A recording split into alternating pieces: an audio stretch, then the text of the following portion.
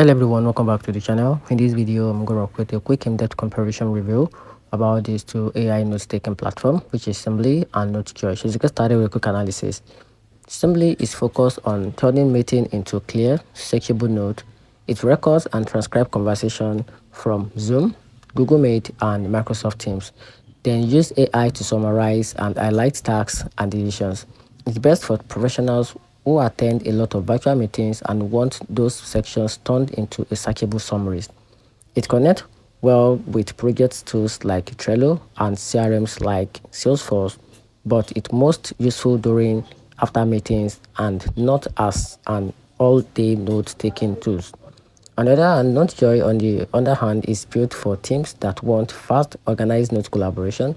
You can write, tag, and share notes like in a Google Doc, but with a more streamlined feel. It's perfect for brainstorming, tracking ideas, or building teams' knowledge bases.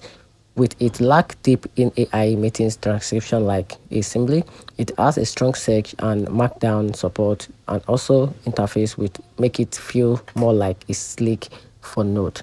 And here's the very conclusion. So you can simply go with or opt in for Sembly if your main goal is capturing and summarizing meeting automatically.